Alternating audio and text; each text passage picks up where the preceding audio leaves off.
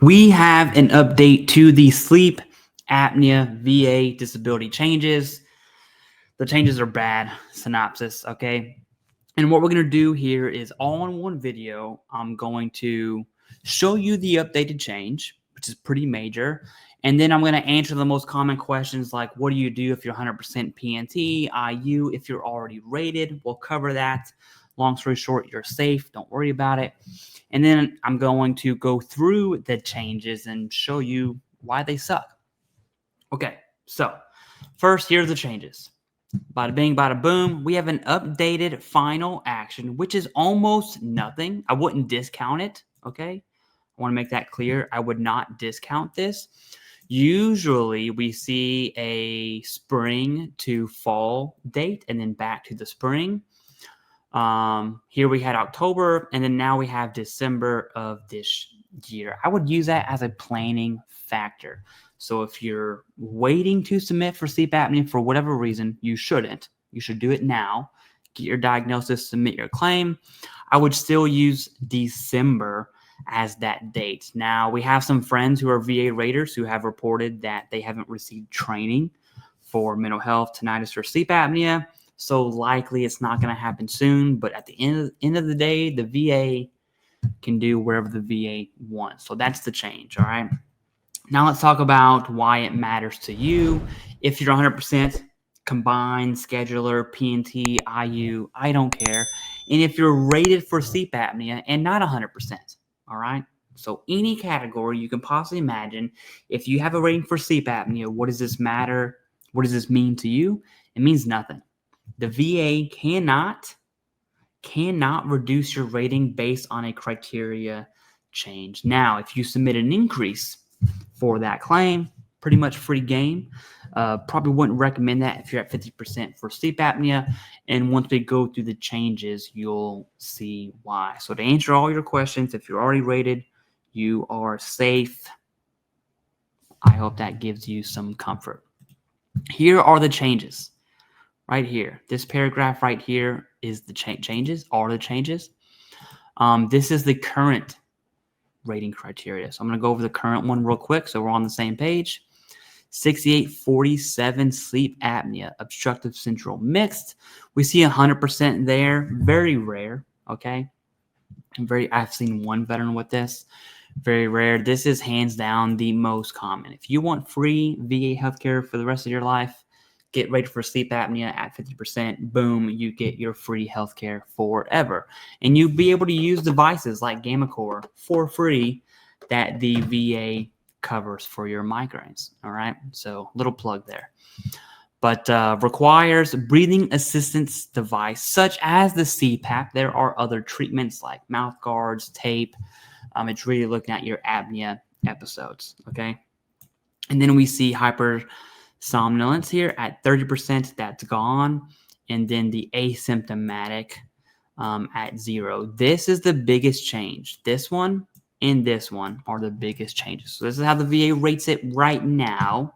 Here's the future. Here, if you have sleep apnea, here is your beautiful future. Let me go ahead and change this. Okay, we'll do it right here.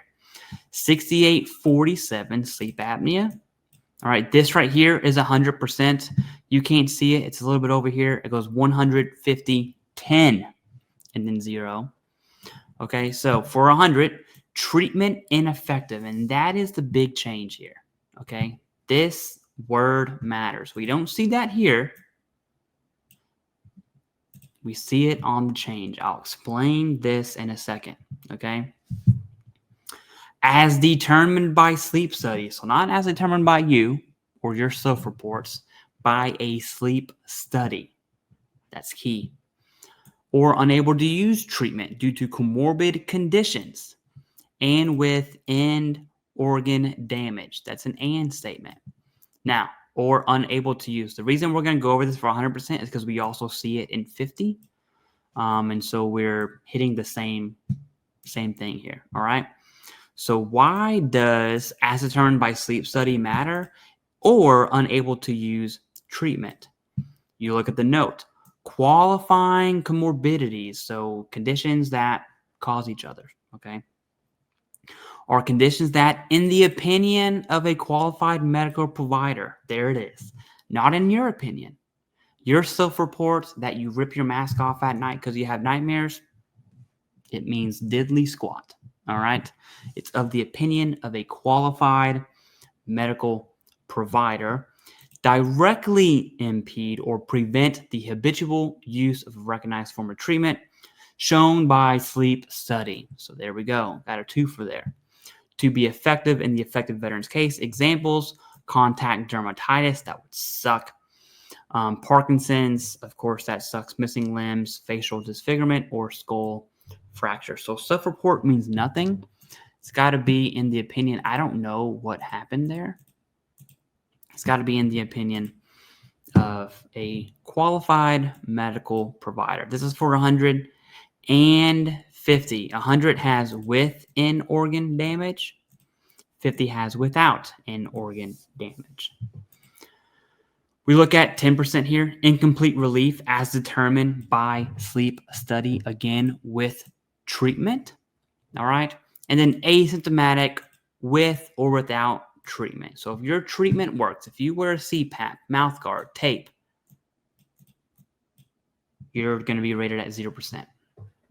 So for anyone who plans on submitting a sleep apnea claim, you need to do that right now, like for real right now.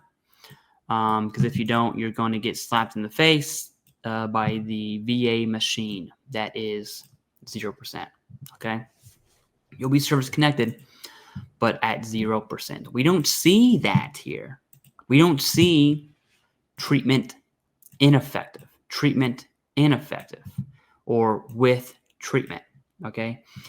Now, this isn't something new that the VA is doing. I'm going to show you something really quick.